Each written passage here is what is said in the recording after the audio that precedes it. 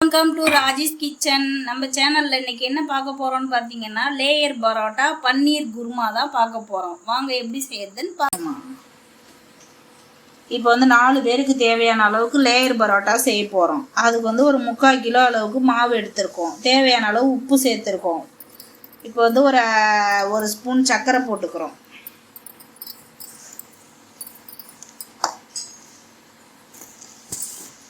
ஒரு 2 ஸ்பூன் அளவுக்கு நெய் ஊற்றிக்கிறோம்.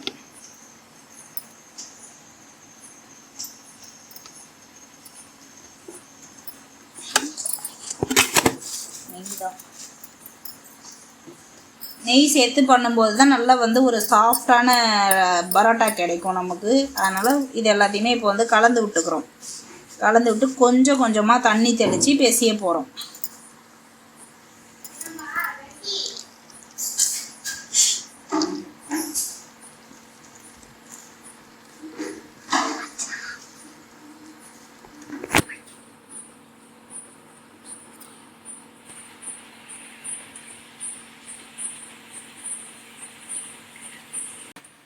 அதுக்கு மாவு இந்த அளவுக்கு நம்ம பிசைஞ்சிக்கிட்டோம்.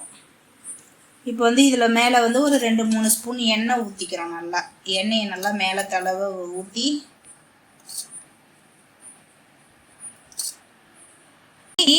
நல்லா இந்த அளவுக்கு எண்ணெய் எல்லா இடமும் பரவுற மாதிரி பிசைஞ்சிக்கணும். இப்படி பிசைஞ்சி வச்சு மூடி போட்டு வச்சிடணும். நல்லா இந்த அளவுக்கு மாவு சாஃப்டாக இருக்கணும். இப்படி பண்ணால் அப்படி அமுங்கணும்.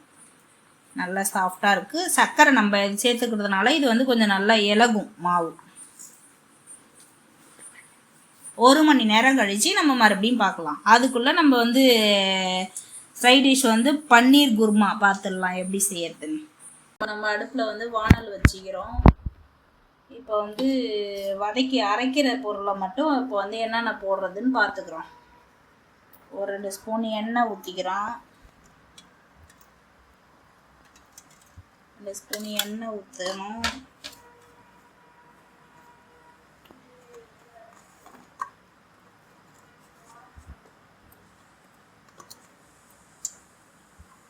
ஒரு 6 பல்லு பூண்டு உரிச்சிக்கிறோம் பெருசாக. ஒரு சின்ன பட்டை இஞ்சி போட்டுக்கிறோம்.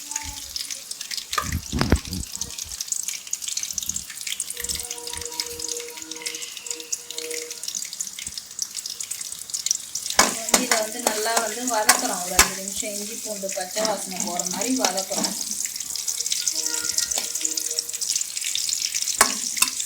ஒரு 5 நிமிஷம் கழிச்சு ஒரு 3 பெரிய வெங்காயம், பெரிய சைஸ் வெங்காயம், ஒரு 3 வெங்காயம் கட் பண்ணி வச்சுருக்கேன். அதையும் போட்டுக்கிறோம்.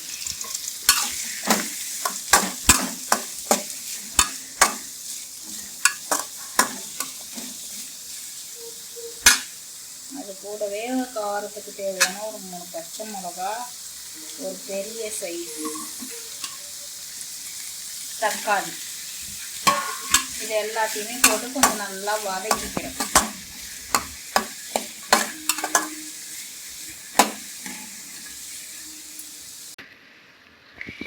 இது கூடவே கொஞ்சம் 1 கப் பொட்டுக்கடலை போட்டுக்கிறோம்.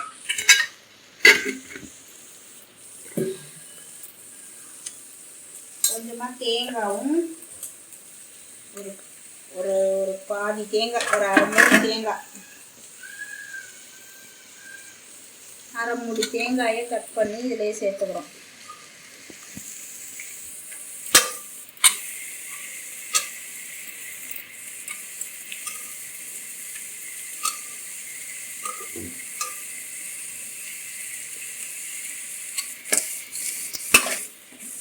லேசாக ஒரு வறுத்துட்டு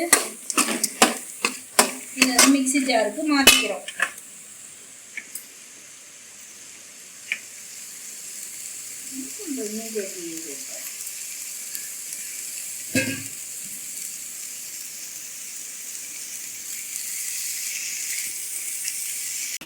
இப்போ மிக்ஸி ஜாருக்கு மாற்றியாச்சு. இதை லைட்டாக தண்ணி ஊற்றி கொஞ்சம் நல்லா அரைச்சிக்கிறோம்.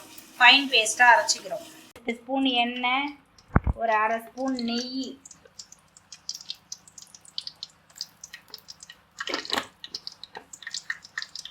சேர்த்துக்கிறோம். ஒரு 4 பீஸ் கிராம்பு, ஒரு 2 பீஸ் பட்டை, ஒரு ஏலக்காய்,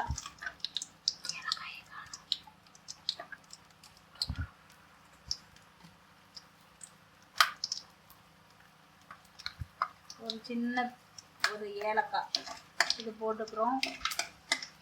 இப்போ வந்து நம்ம அரைச்சி வச்சுருந்த இந்த பேஸ்ட் எல்லாத்தையுமே நம்ம வந்து இப்போ எண்ணெயில் நல்லா சேர்த்துக்கலாம்.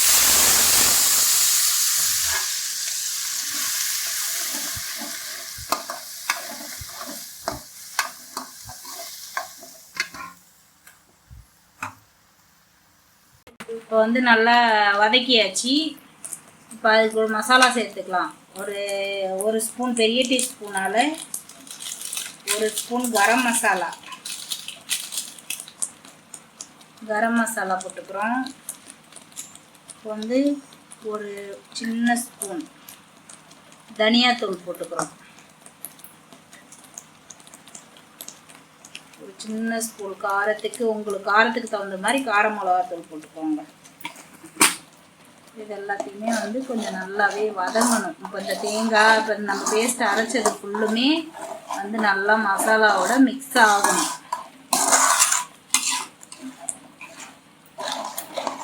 ஒரு 5 நிமிஷம் இதை வந்து மூடி போட்டு நல்லா சிம்மில் வச்சுட்டு மூடி போட்டு வைக்கணும். கொஞ்சம் நேரம் நல்லா அந்த மசாலா வந்து எண்ணெய் பிரிகிற மாதிரி வரணும். அதுக்கப்புறமா தான் நம்ம தண்ணி ஊற்றணும் தேவையான அளவுக்கு.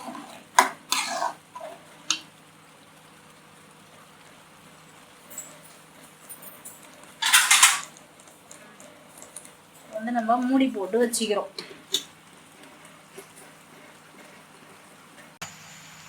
வந்து நம்ம இது மாதிரி வந்து நல்லா எண்ணெய் இங்கே பாருங்கள் அழகாக பிரிஞ்சு வந்திருக்கு பாருங்கள். இது மாதிரி வரணும். வந்ததுக்கு அப்புறமா வந்து நம்ம திட்டமாக குருமா எந்த அளவுக்கு வேணுமோ உங்களுக்கு அந்த அளவுக்கு நம்ம தண்ணி ஊற்றிக்கிறோம்.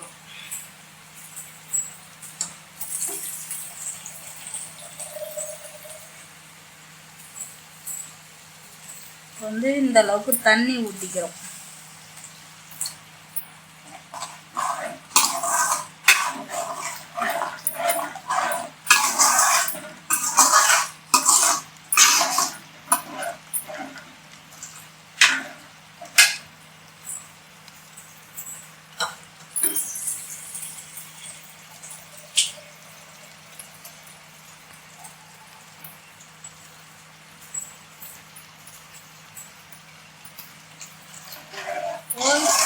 இந்த அளவுக்கு குருமா இந்த அளவுக்கு வர்ற மாதிரி தண்ணி ஊற்றிக்கிறோம். தண்ணி ஊற்றி கொஞ்சம் உப்பு தேவையான அளவுக்கு போட்டுக்கிறோம்.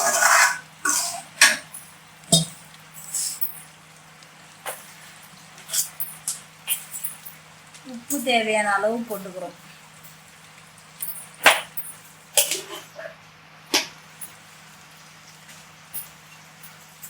வந்து இதை வந்து நல்லா ஒரு கொதி வந்ததுக்கப்புறம் நம்ம பன்னீர் போட்டுக்கலாம்.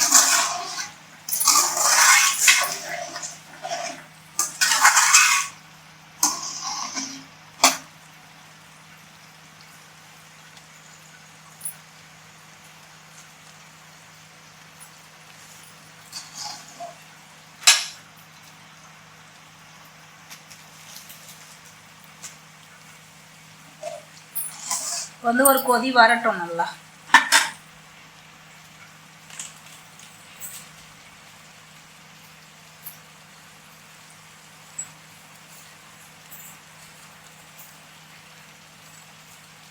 இது மாதிரி நல்லா ஒரு கொதி வந்ததுக்கு அப்புறமா நம்ம வந்து அதில் பன்னீர் சேர்த்துக்கிறோம். 200 கிராம் பன்னீர் போட்டிருக்கோம் இதில்.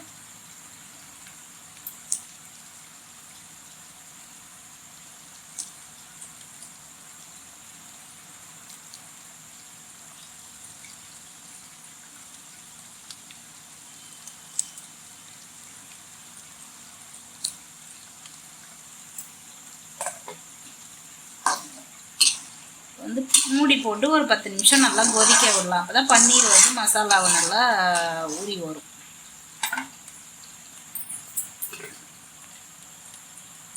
மூடி போட்டு சிம்மில் வச்சிடணும். இப்போ வந்து லேயர் பரோட்டாவுக்காக வந்து இப்போ 2 ஸ்பூன் வந்து கோதுமை மாவு எடுத்திருக்கோம். இப்போ அதை வந்து எண்ணெயை விட்டு கரைச்சிக்கணும் நல்லா.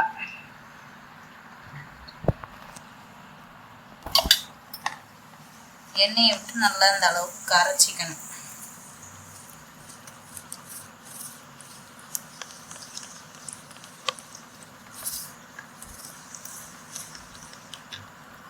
அது கூடவே வந்து ஒரு சும்மா ஒரு லைட்டாக ஒரு 1/4 ஸ்பூன் வந்து சர்க்கரை சேர்த்துக்கிறோம்.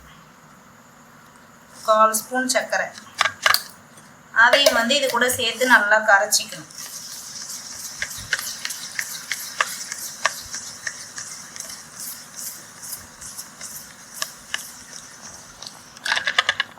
எண்ணெய் வந்து இன்னொரு 2 ஸ்பூன் போட்டுக்கிறேன்.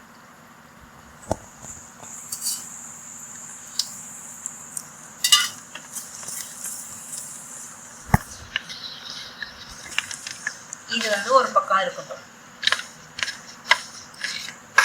இப்போ வந்து எனக்கு அடுப்புக்கு பக்கத்துலேயே இந்த அளவுக்கு பிளேஸ் இருக்கிறதுனால நான் வந்து இதுலேயே வந்து பரோட்டா வந்து தேய்ச்சிக்க போகிறேன். பலவை வச்சு தனியாக தேய்க்காம நான் அடுப்பு கல்லுலேயே வந்து தேய்ச்சிக்கிறேன். இப்போ வந்து நம்ம பரோட்டா மாவு பார்த்தீங்கன்னா நல்லா சாஃப்டாக ஊறி இருக்குது. இந்த அளவுக்கு நல்லா சாஃப்டாக இருக்குது பாருங்கள். இந்த மாதிரி இருக்கணும். இப்போ வந்து இதை வந்து சின்ன சின்ன உருண்டைகள், பெரிய பெரிய உருண்டையாக நம்ம எடுத்துப்போம். சின்னதாக போட்டிங்கன்னா ரொம்ப நேரம் ஆகும். அதனால் பெருசாக உருண்டையெல்லாம் பிடிச்சிக்கிறோம். இப்போ வந்து குருமா ரெடி ஆகிடுச்சு. நம்ம மல்லி இலை லாஸ்ட்டாக மல்லி இலை தூவிட்டு இறக்கிக்கலாம். குருமா இந்த பதம் வந்தவுடனே இறக்கிடலாம். அடுப்பை ஆஃப் பண்ணிடுறோம். வந்து நம்ம பரோட்டா செய்கிறதுக்கு மாவை வந்து உருண்டை பிடிச்சி வச்சுக்கிட்டோம். இப்போ வந்து இதில் கீழே தரையில் வந்து எண்ணெய் ஒரு 2 ஸ்பூன் போட்டுக்கிட்டு ஒரு உருண்டை எடுத்து இப்படி வைக்கிறோம். இப்படி எடுத்து இப்படி நல்லா இப்படி பண்ணிவிட்டு எண்ணெயில் நல்லா பெரட்டிட்டு இப்போ வந்து நல்லா இது உருட்டிக்கிறோம். இப்போ வந்து எந்த அளவுக்கு உங்களுக்கு மெலீஸாக திரட்ட முடியுதோ அந்த அளவுக்கு நல்லா எப்படி இழுத்தாலும் இந்த மாவு நல்லா அழகாக வரும். அதுக்கு தான் நம்ம வந்து அந்த சர்க்கரை போடுறது. இப்போ இந்த அளவுக்கு நல்லா நைஸாக வந்து உருட்டிக்கிறோம். நைஸாக உருட்டிக்கிட்டு ஓரம்லாம் வந்து நல்லா நைஸாக பண்ணிக்கணும். ஓரத்தில் வந்து மொத்தமாக இருக்கக்கூடாது.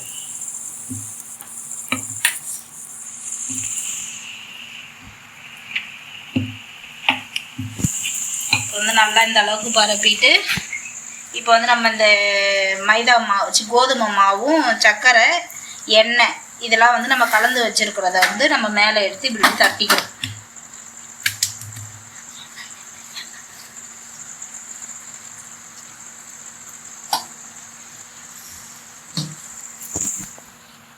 நல்லா இப்படி வந்து ஃபுல்லாக எல்லா இடத்துலையும் வந்து அப்ளை பண்ணிக்கிறோம்.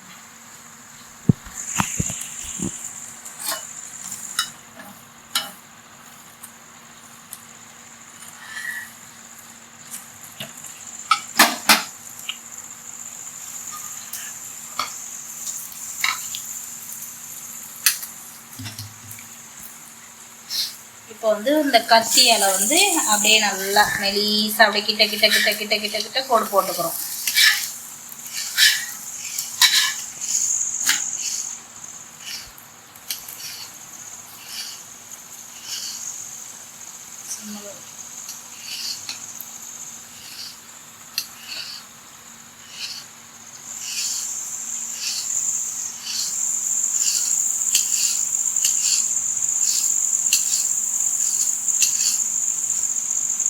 வந்து நல்லா வந்து இது எல்லாத்தையும் இப்போ ஒன்று சேர்த்துக்கணும்.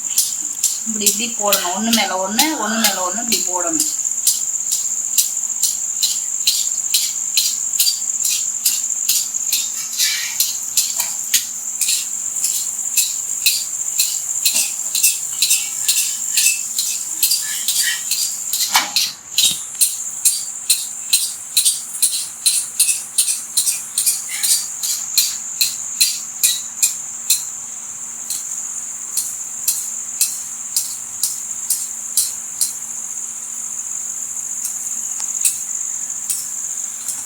இப்போ வந்து இதை எடுத்து அப்படியே லைட்டாக இப்படி தட்டணும்.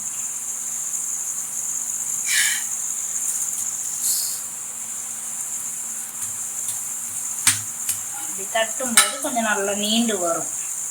அதை வந்து இப்படி ஒரு சுத்து வந்து நல்லா அப்படி சுற்றிக்கணும். இப்படி சுற்றிக்கிட்டு இந்த மாவை எடுத்து அடியில் வச்சிடணும். வச்சு இப்படி திருப்பி போட்டுக்கலாம். அப்படியே இதை கையால் வந்து நல்லா அப்படி அமுக்கி விட்டுட்டு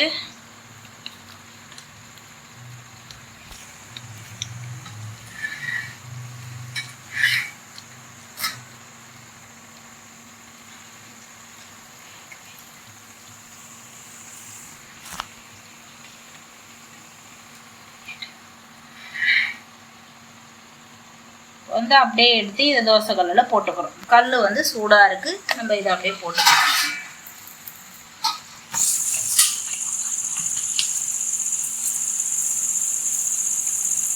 போட்டு கொஞ்சம் சிம்லேயே வச்சு தான் வந்து வேக வைக்கணும். இப்போ வந்து சூப்பராக நமக்கு வந்து லேயர் பரோட்டா ரெடி ஆயிடுச்சு. பாருங்கள் எவ்வளோ சூப்பராக லேயராக அழகாக வந்திருக்குன்னுட்டு. இது கூட வந்து பன்னீர் குருமா. இப்போ வந்து பன்னீர் குருமா ரெடி ஆயிடுச்சு. பன்னீர் குருமா லேயர் சப்பாத்தி பரோட்டா இதுக்கு வந்து சூப்பராக இருக்கும்.